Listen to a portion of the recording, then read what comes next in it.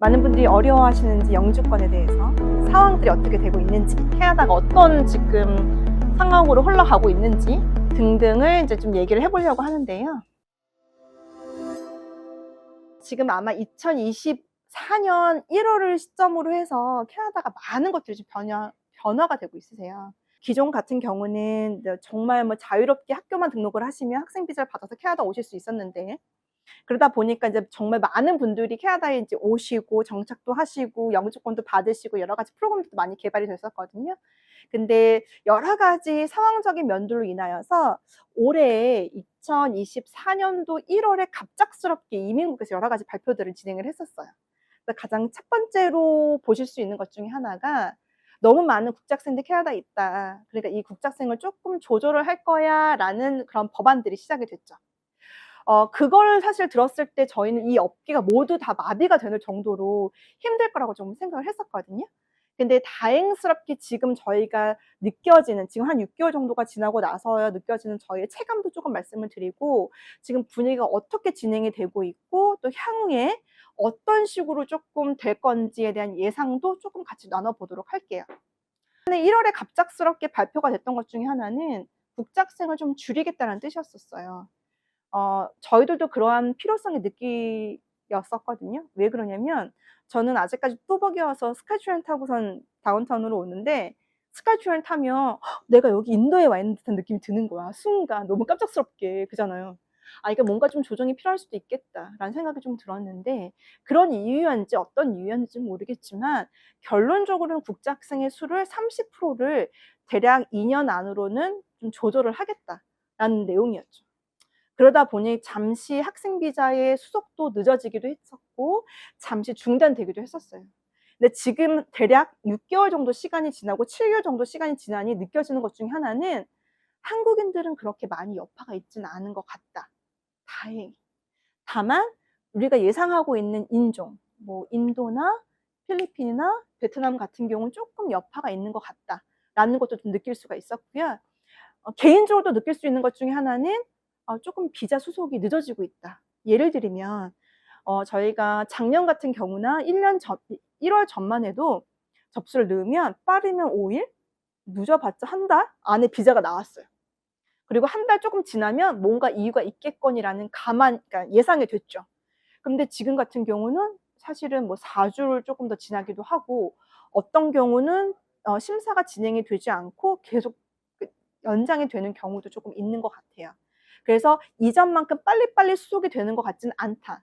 하지만 우리가 너무 우려하는 것처럼 국제학생들에 대한 비율을 줄인다고 해서 한국 학생에 대한 비율이 막 줄어드는 것 같지는 않다라는 게 조금 이제 볼 수 있는 도양 중에 하나이고요. 그러면서 보실 수 있는 것 중에 하나가, PAL이라는 팔레터가 지금 사실 나오게 됐어요.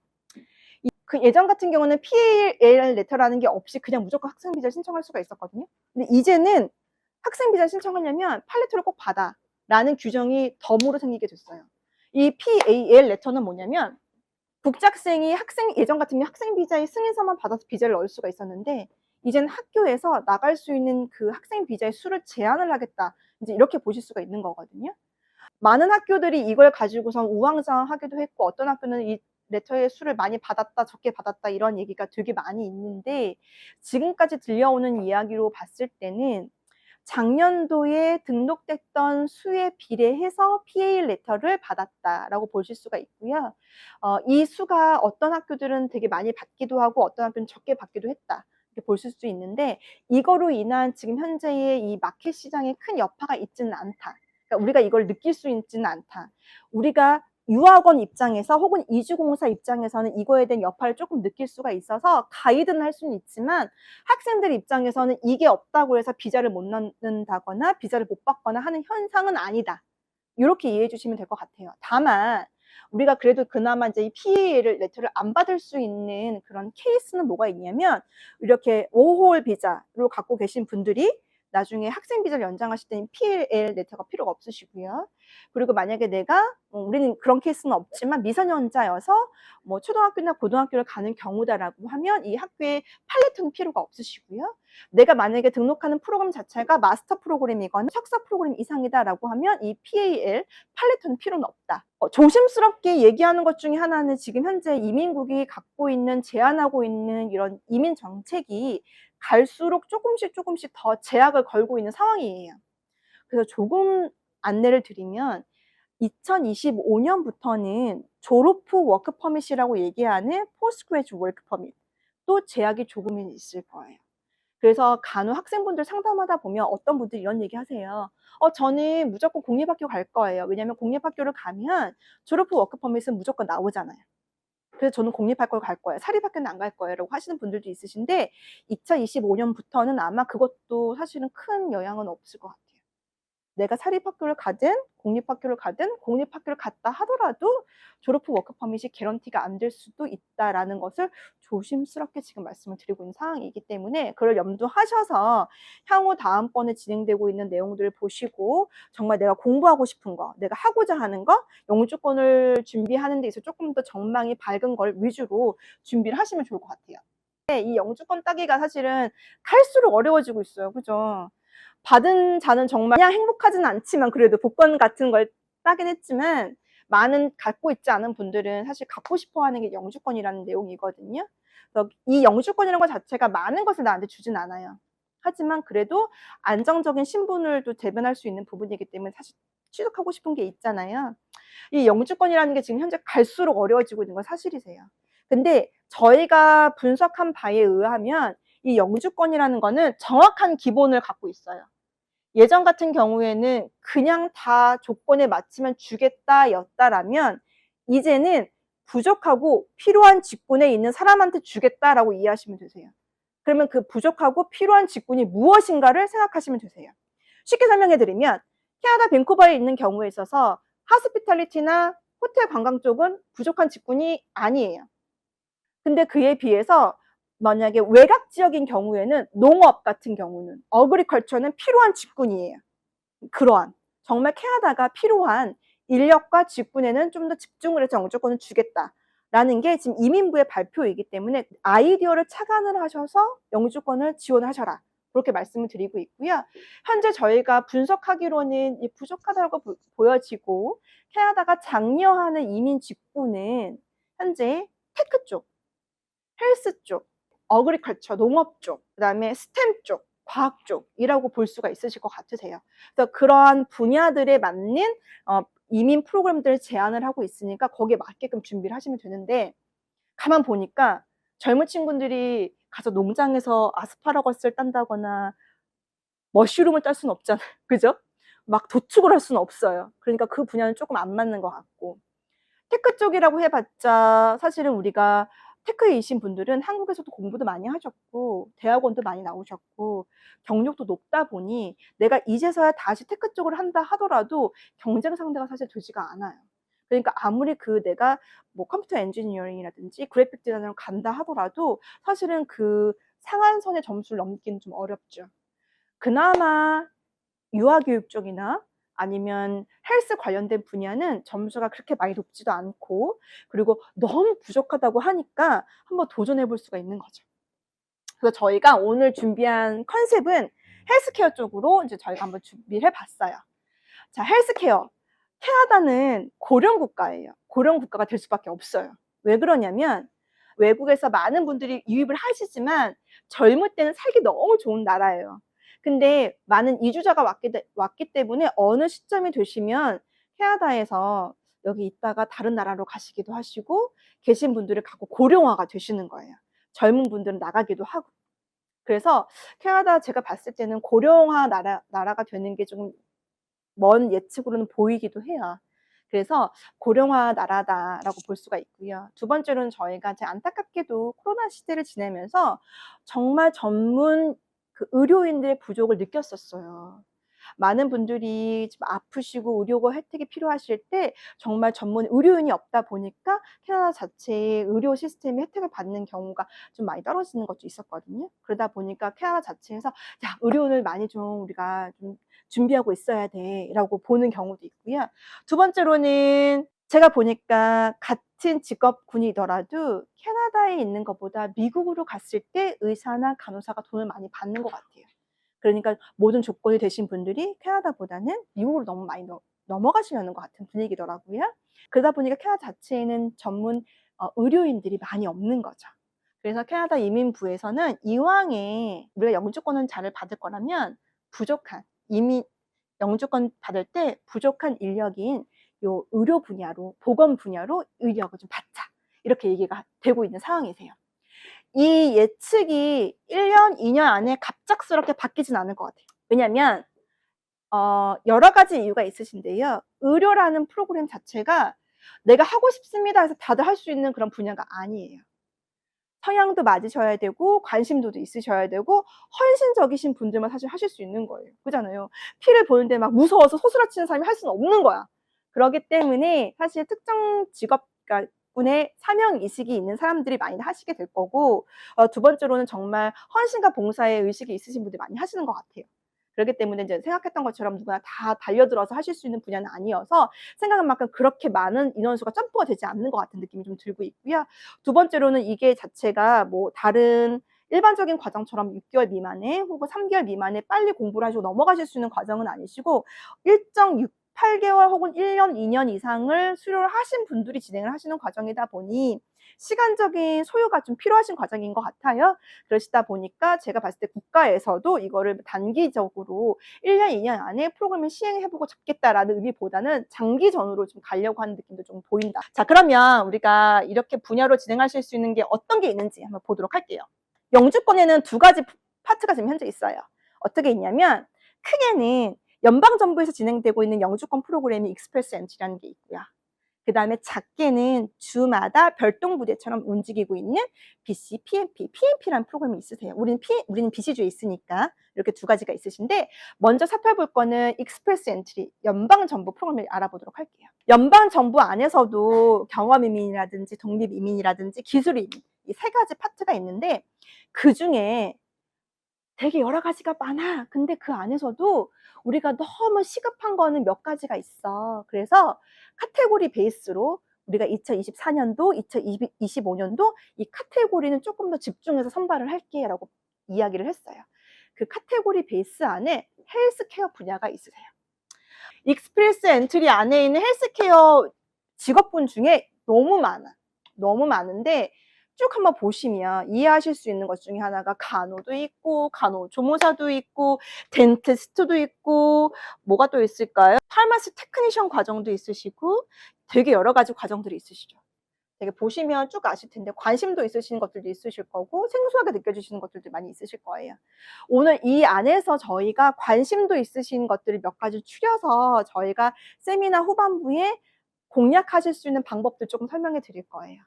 많이 접해보셨던 프로그램 중에 하나 보면 지금 내가 당장에 덴티스트가 될 수 없어요. 그죠? 내가 수능을 다시 볼 것도 아니고 내가 무슨 만점자도 아니고 할 수가 없어요. 그렇다고 지금 당장 내가 뭐 썰전이 될 수도 없는 거예요. 할 수 있는 프로그램들 몇 개 보면 간호도 가능할 것 같고요. 그 다음에 HCA도 가능할 것 같아요. 간호조무사도 가능할 것 같고요. 파마시 테크니션, 약사 보조사도 가능할 수 있을 것 같고요. 그 다음에 우리가 흔히 얘기하는 라바토리 어시스턴스, 우리 흔히 얘기하는 뭐랄까요, 소변 검사 갔을 때 이렇게 하는 사람들, 임상병리 하시는 프로그램도 가능할 것 같고요. 덴처리스트나 덴탈 이거 만드시는 분들 그런 포지션도 좀 가능하실 수 있을 것 같고요. 여러 가지 직업군이 좀 있다라고 말씀을 드릴 것 같고요. 그런 프로그램들이 지금 현재 다양하게 캐나다에서는 관련 경력이 있으시거나 학력이 있으신 분들이 라이센스를 트랜스퍼 하셔서 자격증을 받으시는 과정도 있고 그다음에 공부를 따로 하셔서 재취업을 하실 수 있는 그런 방법도 있다. 이렇게 말씀을 드릴 것 같고 어찌됐든 간에 지금 연방정부에서는 이 관련된 분야에 조금 더 치중을 하고 있다. 이렇게 보시면 되세요. 그래서 다른 건 다 글쎄 관심 없어. 여기가 너무 부족해. 그러니까 이쪽에서 조금 더 장려를 했으면 좋겠어. 라는 의미다라고 이해해 주시면 되세요.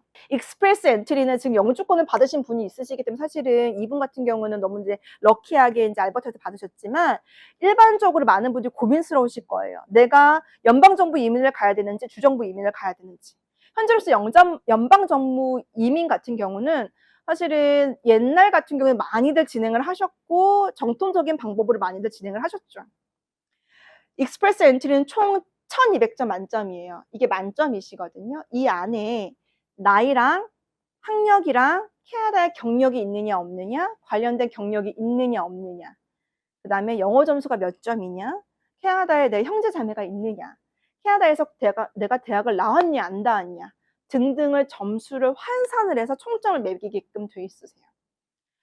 예전 같은 경우 저희가 코로나 직전만 해도요 점수가 380점 커트라인 정도 이렇게 됐었어요. 400점 정도. 근데 지금 같은 경우는 사실은 저희가 점수표 나중에 보여드리긴 할 텐데 어마무시해요. 그래서 이 점수를 내는 게 쉽지만은 않으세요. 그래서 그 뒤에 나오는 점수를 봤더니만 내려고 하니까 요 점수인데, 그러니까 예를 들면 일반적인 제너럴 익스프레스니까 510점이에요. 1200점 만점에. 그러면 1200점 만점에 510점이면 그렇게 높은 건 아닌 거잖아요. 근데 이 510점을 내려고 해도 점수를 보면 학위가 박사학위나 아니면 마스터까지 있어야 되는 경우. 쉽지가 않은 거죠. 그러니까 결론적으로는 한국에서 박사나 마스터 있는 사람들이 많이 제출하고 있는 거죠. 그래서 우리가 그나마 점수 중에서도 공략해 볼 수 있는 게 이 익스프레스 엔트리에 있는 카테고리 베이스, 즉 어떤 거든 평이한 게 아니라 캐나다 정부, 연방 정부가 요구하고 있는 관심도 있는 것만 좀 집중적으로 한번 보자라고 보는 거고요. 이 안에서는 프랑스어 능력이 있는 사람들, 혹은 보건 직종, 스템 관련, 트레이드, 트랜스포테이션, 어그리컬처 이렇게 항목이 되어 있으시고요. 사실 이거는 지금 2024년도 지정 카테고리예요. 2025년도에는 어떻게 바뀔지 몰라요. 하지만 제가 봤을 땐 크게 달라지지 않을 거예요. 그리고 요 안에서 제가 봤을 때 프랑스어 우리 지금 하라면 못해요. 그죠? 못해요. 주tem부 못해요. 자, 그러면 보건직종 다음으로 하면 과학기술 스템 관련해서는 박사나 석사까지는 있으셔야 돼요. 점수대가.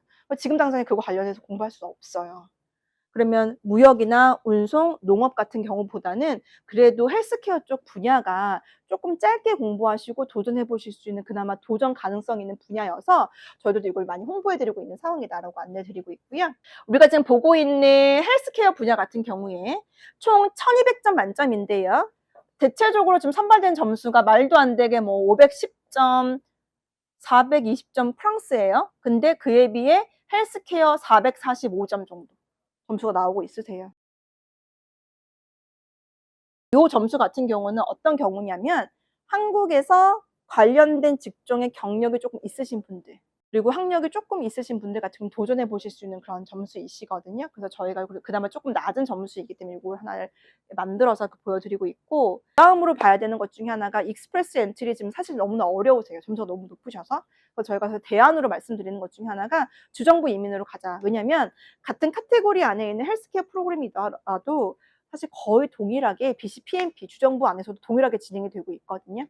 그래서 BCPMP로 오신다라고 하시면 이 BCPMP의 가장 특징 중에 하나가 지역 점수도 있으시고 웨이지에 대한 점수를 보너스도 얻으실 수 있는 부분들이 있으시기 때문에 BCPMP도 한번 공략해 보실 수 있다 이렇게 말씀드리고 있어요. 지금 현재 BCPMP 같은 경우에도 마찬가지로 부족 직업군에 대한 직업군이 따로 나와 있으세요. 일반적으로 평이한 영주권에 대한 건 동일하게 진행이 된다. 근데 그거 말고 부족한 게 몇 개가 있어. 뭐냐면 교육 쪽이 있고 헬스케어 쪽이 있고, 마찬가지로 테크 포지션이 있고, 또 마찬가지로 그러면 트레이드 포지션도 있고, 뭐 애견 쪽도 있다 이렇게 얘기를 하고 있어요. 그중에 우리가 볼 수 있는 게 지금 현재 뭐 헬스케어 분야이시고요. 마찬가지로 직업군 관련해서 저희가 오늘 슬라이드를 별도로 만들어 드렸어요. 여기 보시면 막 동일해요. 거의 동일해요. 익스프레스 엔트리랑 동일하게 뭐 치과의사라든지 약사라든지 물리치료사라든지 작업치료사라든지 영양사라든지 카이로프랙티스라든지 아니면 간호나 응급치료사, 심폐소생, 치위생사, 치기공사, 방사선, 초음파사, 약국 관련 중의학, 치과 보조 등 다양하게 프로그램들이 있다는 거 안내를 드릴게요. BCPMP는 총 200점 만점에 선발이 되시는 프로그램이시고요. 총 200점 만점 중에 점수를 받으실 수 있는 항목은 캐나다의 경력이 1년 이상 있느냐, 그리고 전체적인 이 관련된 분야로 내 경력이 몇 년이 있느냐, 그리고 내가 이 분야에서 몇 점의 시급을 받고 있느냐, 그리고 내가 공부를 어디까지 했느냐, 영어 점수가 몇 점이냐, 요걸 가지고선 점수를 주고 있고요. 여기 조금 다르게 내가 일하는 곳이 가까운 밴쿠버냐, 좀 먼 밴쿠버냐, 아주 먼 BC냐, 요거에 따라서 점수가 좀 다르세요. 예를 들면 뭐 서리 랭리 요 정도는 보너스 점수가 없어요. 근데 아보츠포드 7리왁이면 보너스 점수를 줘요. 그리고 휘슬러, 빅토리아, 나나이모 섬으로 가요. 번원으로 가요. 그러면 보너스 점수가 만점이에요. 그렇기 때문에 지금 현재로서는 조금 밴쿠버인데 BC주인데 이렇게 시내 말고 조금만 멀리 나가시면 점수를 좀 더 획득하실 수 있다. 이렇게 저희가 안내를 드리고 있고, 그에 관련해서 학교들에서도 그런 식으로 잡 매칭을 좀 도와드리고 있다. 이렇게 이해해 주시면 될 것 같으세요. 현재 200점 만점이잖아요. 보시면 지금 저희가 7월 30일 날 선발된 점수를 좀 봐드릴게요. 200점 만점 중에 헬스케어는 101점이고요. 옆에 보시면 22명 선발했다는 뜻이에요. 제가 사실은 이것보다 다른 거에 조금 더 관심을 둬서 얘기해 드릴게요. 뭐냐면 유아교육이에요. 유아교육도 하나의 포지션이 있는데요. 사실 작년까지만 해도 너무나 유아교육이 인기가 많았어요. 유아교육 이렇게 할 정도로 많이 있었거든요. 근데 이 점수가 점점 올라가다 보니 이게 막 90점, 95점까지 올라갔었어요. 근데 지금 다행히도 이 점수가 89점대로 내려오는 상황이거든요. 이걸 보면서 느껴지는 것 중에 두 가지가 있으세요.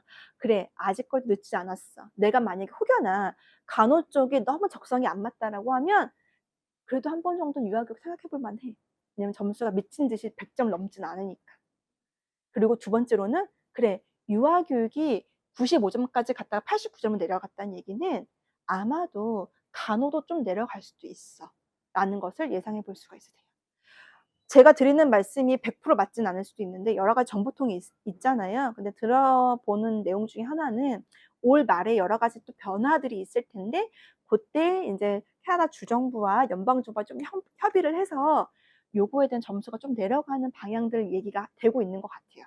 그러니까 우리가 조금 긍정적인 면을 좀 생각을 한다라고 하면 지금 제 견해는 유아교육 쪽 아니면 헬스케어 쪽으로 준비를 하시는 게 향후 1년, 1년 반 혹은 2년 뒤에 실수를 좀 줄일 수 있는 방법이 아닐까, 이렇게 보실 수 있으세요.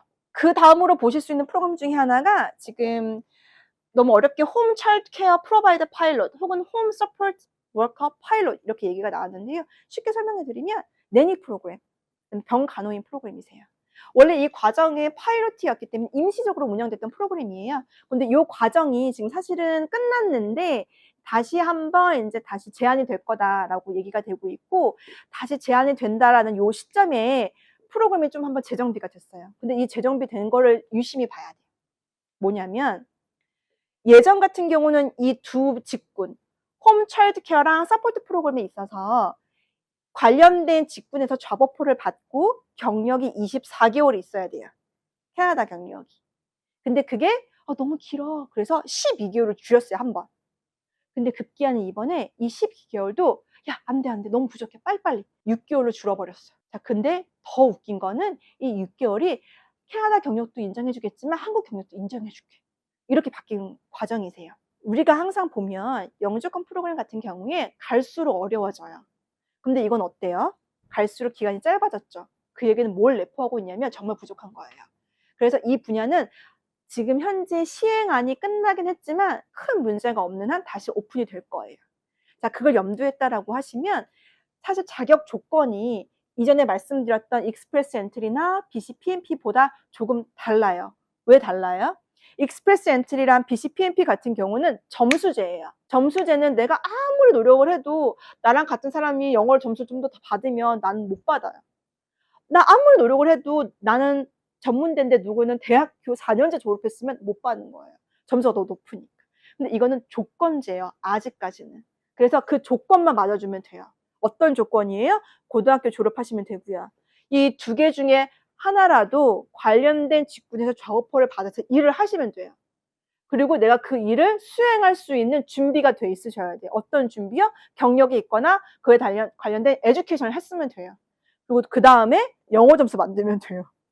5점인가 그래요. 낮아요. 그 다음에 6개월 경력만 있으면 돼요. 근데 사실 이 6개월 경력이라는 게요, 지금 현재 마니토바 주만 유일하게 지금 6개월 경력하고 영주권 신청하거든요. 지금 아주 유일해요. 마니토바 주가 어딘지 모르잖아요. 그죠? 되게 살기 열악하다고 하더라고요. 거기 빼고 지금 되게 경력 점수가 되게 낮은 거예요. 그래서 많은 분들이 관심 있어 해주세요. 젊은 친구분들 뿐만 아니라 어머님들도 많이 관심 있어 하시고, 나이가 조금 많으셔가지고 익스프레스 엔트리나 BCPMP 하시는 데 있어서 정말 여지가 없으신 분들도 많이 관심 있어 하세요. 그래서 골자는 학력에 대한 제약 조건도 없다. 두 번째로는 그 관련된 내가 프로바이드 할 수 있는 교육이 받았거나 경력이 조금 있으면 된다. 영어 점수는 정말 미니멈이니까 그 정도는 할 수는 있다. 그 대신에 일할 곳을 찾아야 된다. 차일드 케어 같은 경우는 흔히 얘기하는 내니예요. 그래서 저희 집에 만약에 아이가 있어요. 근데 우리 아이가 지금 유치원을 가지 않아요. 초등학교인데 학교를 가지 않아요. 엄마는 맞벌이에요. 그래서 아이의 누굴 봐주실 분이 필요해요. 그런 분한테 접업포를 받으셔서 출퇴근하시면서 아이 봐주시는 포지션이면 돼요. 두 번째, 저희 집에 부모님이 계세요. 근데 부모님이 몸이 아프세요. 그래서 거동이 좀 힘들어요. 그래서 제가 이 맞벌이를 해요. 그래서 저희 집에 오셔서 저희 부모님 좀 케어해 주시는 분이 필요해요. 홈 서포트 하신 직업군이시면 돼요. 근데 중요한 건 이거예요. 아무런 관련된 지식이 없으면 안 돼요.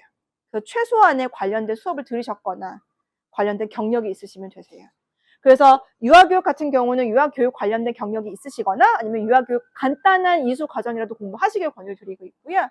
지금 현재 홈 서포트 과정 관련돼서는 저희가 이제 HC 과정이 지금 제일 짧아서 그 과정들을 듣고 진행을 하시기를 권유를 드리고 있어요. 많은 분들이 이제 이 과정이 예전에는 2년 경력을 쌓아야 됐을 때는 많은 분들이 염려를 하셨어요. 어떤 염려를 하셨냐면, 내가 뭐 예를 들어서 마리 원장님 집에 홈 서포트로 일을 해요. 근데 마리 원장님 성격이 너무 안 좋아. 근데 이쪽에서 스폰을 받았기 때문에 어쩔 수 없이 울면서 2년을 일을 해야 되는 거야. 그런 경우도 있잖아. 근데 이제 그런 부분들을 그 연방정부에서 다 알아요. 그래서 고용주가 바뀌어도 돼요. 그 기간 2년을 채우면 되는 거였거든요. 근데 지금은 6개월이기 때문에 사실 그런 부분들 때문에 그 기간을 좀 많이 줄인 듯한 느낌이 들어요. 왜냐면 많은 분들이 이제 그걸 악용하시는 분들이 좀 있으셨던 모양이에요. 그래서 그거에 대한 클레임도 조금 연방 정부로 많이 갔던 모양이기도 하고. 하지만 원칙적으로는 한 곳에서 2년을 채우실 필요는 없으셨다는 거, 1년을 채우실 필요는 없으셨다는 거, 여러 곳에서 상관이 없었다, 경력을 합쳐도 상관이 없다. 그 얘기즉슨 뭐예요?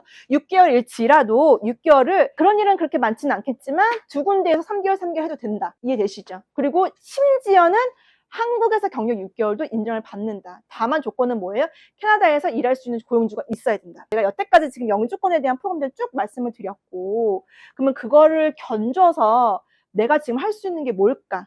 우리 이제 친구들 같은 경우 이제 궁금하잖아요. 내가 뭘 할 수 있을까? 과연 어떤 프로그램을 가야지 내가 좀 여기서 향후에 살 수 있을까? 많은 학생분들이 질문을 주실 때 영주권이라는 것도 되게 중요하지만, 영주권을 취득하고 나서 내가 캐나다에서 어떻게 먹고 살아야 될까요? 내가 어떤 직업을 잡아야 될까도 되게 중요한 부분 중에 하나예요. 단순히 영주권만이 중요한 게 아니라 이후의 삶도 되게 중요한 거잖아요. 그래서 그런 것들을 전반적으로 보고 저희가 모든 게 다 나한테 맞는 코스일지는 모르겠지만 그걸 제가 제안을 몇 개 드려볼게요.